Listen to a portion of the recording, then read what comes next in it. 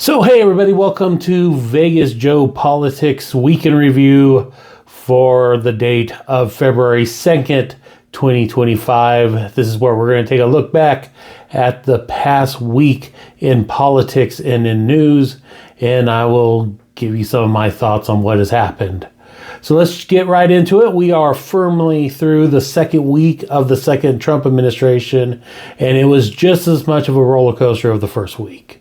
First and foremost, what he started off with is almost starting a trade war with Colombia because Colombia refused to receive a military jet full of deportees. So Trump, of course, is doing his mass deportations of migrants that have come to this country, and he sent a military plane to Colombia. Now, there's been a lot of misconceptions on what had happened here about Colombia refusing to take their own people back. The problem mainly fell that they sent a military plane. And a military plane crossing into another sovereign country is a big deal, especially without permission. It was never arranged. It was never talked through. And Trump just loaded all these poor migrants on the plane, shipped them back to Colombia. And Colombia said, no, you're not going to do that. You are not going to violate our airspace with a military plane. And in return, Trump threatened his favorite thing, tariffs against the country of Colombia. Now, if you know anything about what we get from Colombia, a good chunk of it is oil and coffee. So this would have been pretty devastating to the everyday Americans in their budget. That being said, it was all resolved very quickly. Trump and his allies are counting it as a win. The Colombian people are counting it as a win. What they've decided to do is that the president of Colombia sent their own planes to pick up these migrants and take them back to Colombia. So was it a win on the Trump side? Maybe. It benefits the Colombians to have this happen and have their own plane come and get it up, because I'm going to tell you what would have happened is they would have taken these poor people back into the United States, put them into prisons, put them into private prisons, maybe even put them into camps, and their future would have been very much left up in the air. With the Colombian government making sure that they took care of their own people, they did something more than it seems like the American people are doing right now, or the American government is doing for their people right now, taking care of their own. Another thing that happened over the week is we saw a rise of anti-ultra-right protests in Germany. Now, the narrative on social media became, especially on the left here, that these people were protesting Trump in support of us. And that's not 100% what happened in Germany. So Germany's having their own issue with a far-right party rising to power. This is the most conservative party getting as close to power since the 1930s, and we all know how that turned out. So the people of Germany who know their history, because their history isn't downgraded or whitewashed, they allow their people to learn their history of their country, whether it's good or bad. So knowing what happens when a far-right fascist party rises to power, thousands upon thousands of Germans took to the streets.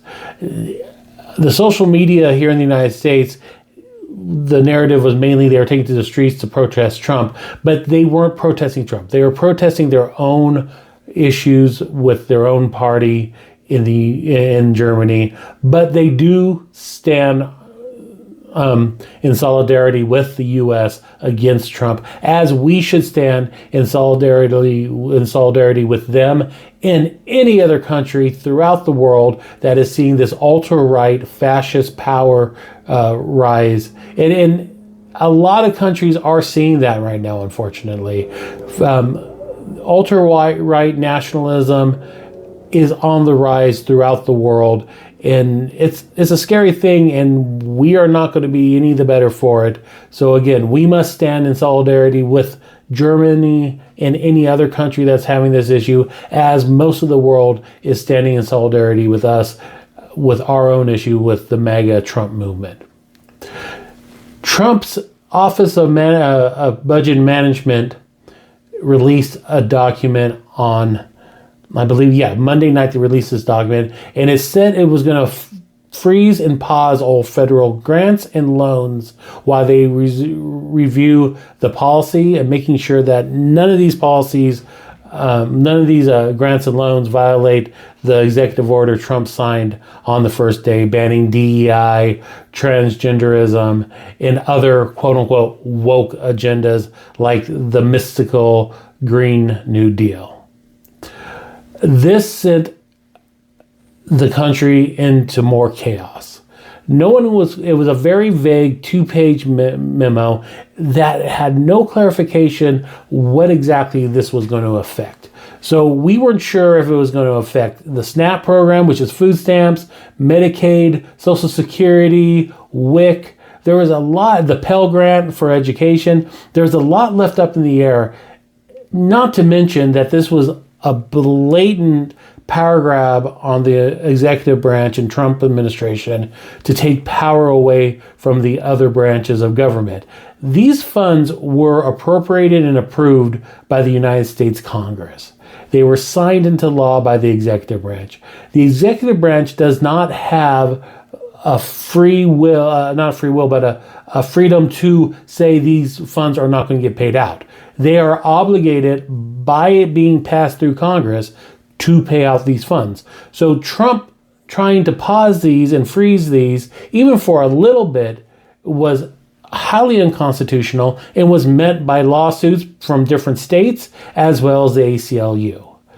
Now, this was so poorly done and so poorly rolled out that the very next day, this memo was rescinded. Though the White House press secretary, which, she's a doozy, she said that it was never rescinded, the policy has been rescinded, only the memo. But the memo was the policy, so by default, the policy was rescinded. And again, this just goes to show how poorly this administration is being run and how haphazardly they're doing these things. These are all just power plays and power grabs by Trump and his cronies in the administration to take power away from the other branches of government. And it is blatantly unconstitutional. It's also cruel. And speaking of cruel, let's talk about cruelty is the point. So during this whole discussion about the freeze, Georgia Representative Rich McCormick was being interviewed on NBC. And when he was asked about the funding for school lunches, which was also being questioned and was at risk during this this pause and freeze on the federal money, he said that he didn't think that student lunch programs were worthwhile, and we need to really look at these programs to make sure that kids that do not need them are not getting them. He also went on to say, though, that high school students and children who can't afford school lunches should get a part-time job or a summer job to pay for these things, and that when he was young, he worked picking fruit, paper route, and jokingly laughed about how this was before all these strict child labor laws. Cruelty is the point. That's what these people are going after. They don't care about you or your family or your children. They want to enrich their donors and placate Trump.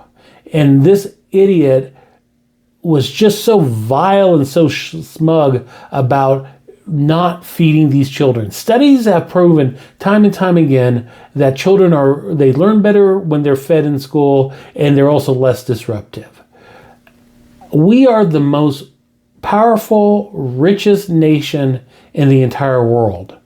The fact that there is even such a thing as school lunch debt and the need for free lunches in school, which is sometimes the only meal these children get because the vast food insecurity that is happening throughout our country.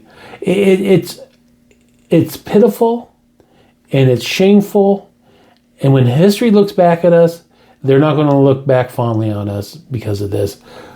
If we cannot provide nourishment to the most vulnerable members of our society. What kind of society are we? And another instance of cruelty being the point, Trump signed an executive order to reopen Guantanamo Bay and prepare for 30,000 detained migrants to be held there.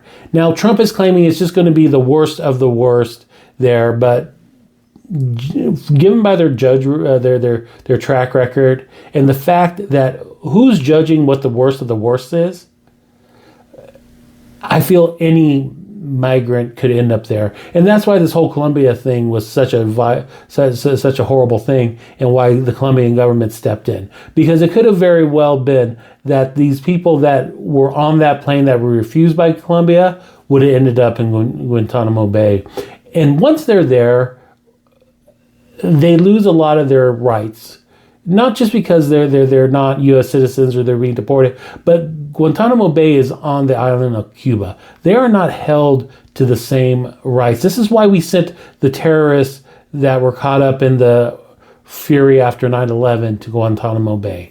Torture takes place there. Inhumane conditions take place there. This also was never used for more than 1,000 people.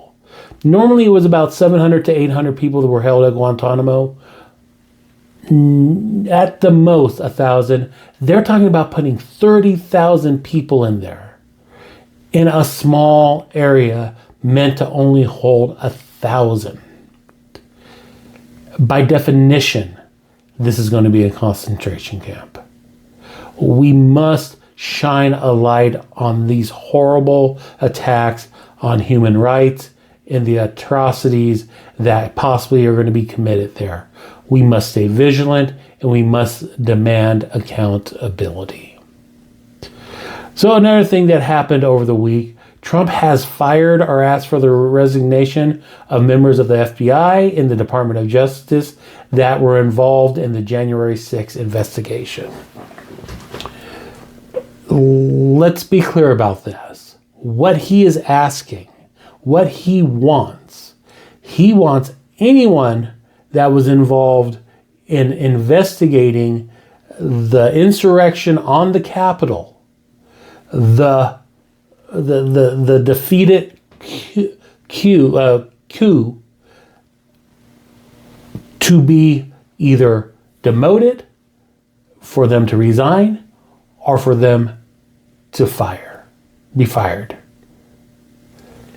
This is political retribution.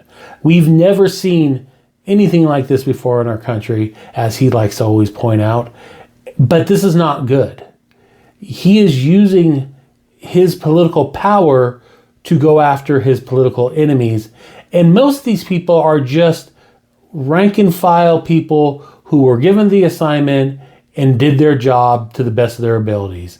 Yet he has demonized and villainized so many of our regular federal employees and tried to push them out so he can replace them with sycophants and loyalists to him and his cause, that it is going to be such a horrible outcome for this country that we may never come back from it. We may never see democracy and the rule of law like we have known it again if he is allowed to get away with these shenanigans. Again, we got to be staying vigilant. Write your senators, write your representative in the House of Representatives, call the White House. You have to stay vigilant because these things are being perpetrated in the light, but we have to shine more light on it, because if we let them do it in the dark, there's no coming back from this. Over the week, of course, we all know about the horrible plane crashes that have happened in the United States. Friday, there was the small plane carrying, the medical plane carrying a minor female child from Philadelphia to Missouri, crashing, falling out of the sky. And of course, Thursday night, the Black Hawk helicopter crashing with the American Airlines jet over the Potomac in Washington, D.C. Now, these are horrible tragedies, and I'm not going to sit here and start pointing fingers about, well, if Trump did this or Trump didn't do this, this wouldn't have happened. There's going to be plenty of time for that. Who should have also took that stance, though, is the President of the United States. He immediately started making wild accusations and unsubstantiated claims that DEI was at the root of this, that it was the Biden administration and Pete Buttigieg and the Obama administration's hiring policies that caused this. This was the absolute worst aviation disaster in 16 years, since 2009. When disasters happen here in the United States, whether it's a natural disaster like a hurricane or the wildfires in California, or if it's a disaster like this where a plane goes down, or the 9/11 attacks, we look to the White House and we look to the president to be a source of steadiness, a source of comfort, and a source of reassurance. Donald Trump did none of that. He got up at a press conference the next day with the Secretary of Transportation, the Secretary of Defense, the Vice President, who all before they made their statements had to thank him and tell him what an amazing leader he was. Followed by Trump getting up there making these wild claims that it was DEI and the hiring policies of the prior administration that caused this horrible tragedy that 67 Americans lost their life. And I say Americans, I understand that there was also Russians on board as well, but you know what I'm saying. And we're not going to get into the conspiracy theories that also popped up because there were Russians on board. But anyway, back to the point of this. I was never been a fan of George W. Bush, but after 9/11, he showed leadership and he made us feel like the country was going to do okay and going to come back from this.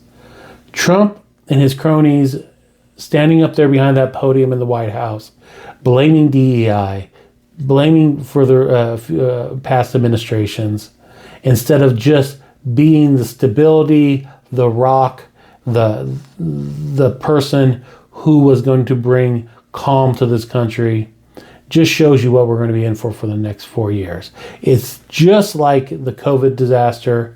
No responsibility is ever going to be taken by this man for anything bad.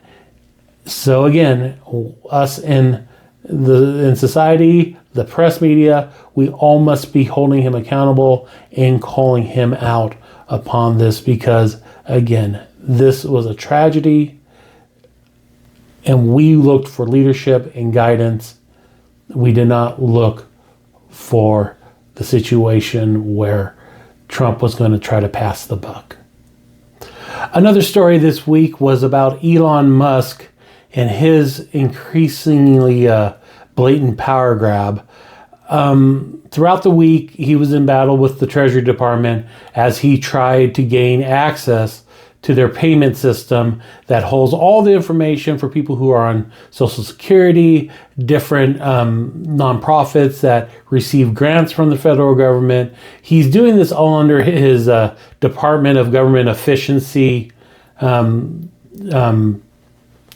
or whatever the hell they're calling it, agency. Let's be clear about this. This isn't an agency or a committee or anything that was formed in the normal way. This is something that Trump and him dreamed up. Trump said it is. It didn't go through appropriations in the House. It has no congressional backing in the House. To me, it's an illegal organization, and they are gaining so much power. What I want to know is where are our elected representatives? Where are our congressmen? Where are our senators? Why are they not calling for an investigation into this power grab and putting a stop to it? This man wasn't elected to anything. This man bought the presidency for Trump, but did not do anything to be in the position he is in now. He is the richest person in the world. for a party who is so hell-bent and worried about the about immigrants, he is an immigrant, and as far as I can see, he is working hard to destroy our country. We need our representatives to start investigating what's going on here, why he has so much power, and what we are going to do about it. End of the week comes around, and guess what? More turmoil, more disaster on the home front. On Saturday, Trump signed into law through executive order tariffs on Mexico, Canada, and China. 25% on Mexico and Canada, and 10% on China. These are our three biggest trading partners. And of course, immediately, China, Mexico, and Canada announced that they are going to be levying tariffs of their own against American goods. Canada says they're going to focus on the red states, which is fun, but it's still for us as a society that is so interdependent on each other. It's not going to be good for any of us, red or blue state. Again, here we are. There was no reason for these tariffs.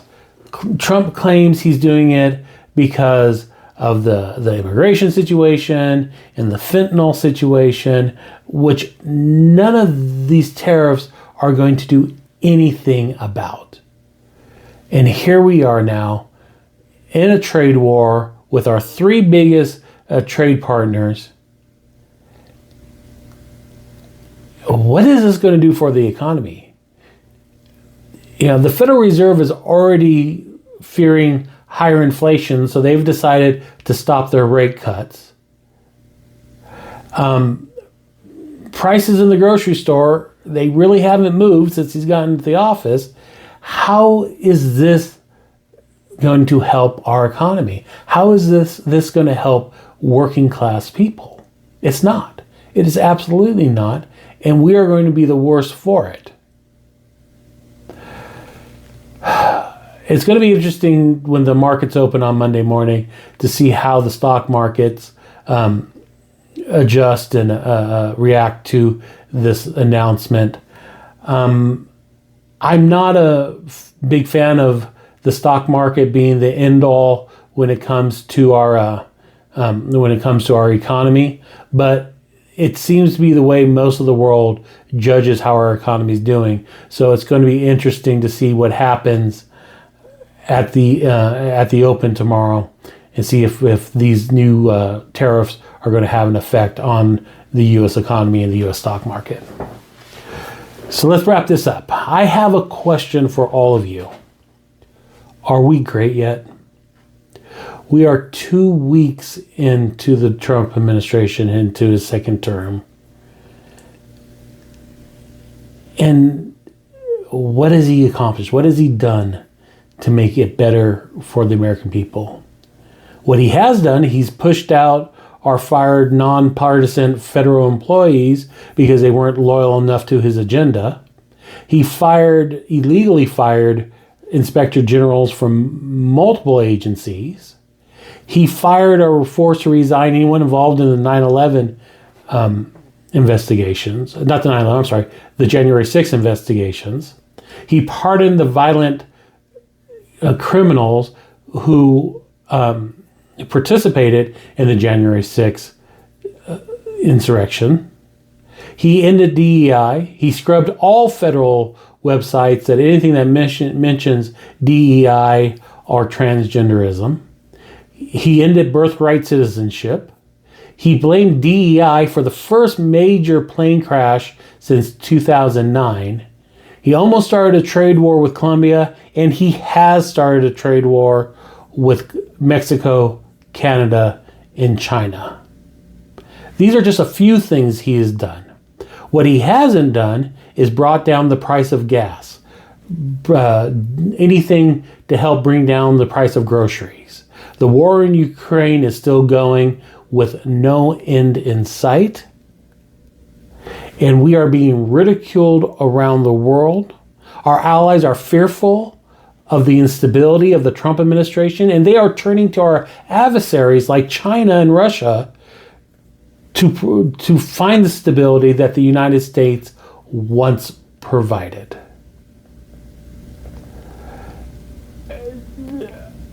I'm not a supporter of Trump or his policies by any stretch of the imagination, but I do not want him to fail either.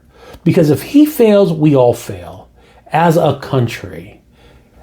However, none of the actions that him or his administrations or the Republicans in Congress or in the Senate have done this last month has done anything to improve the lives of the average Americans.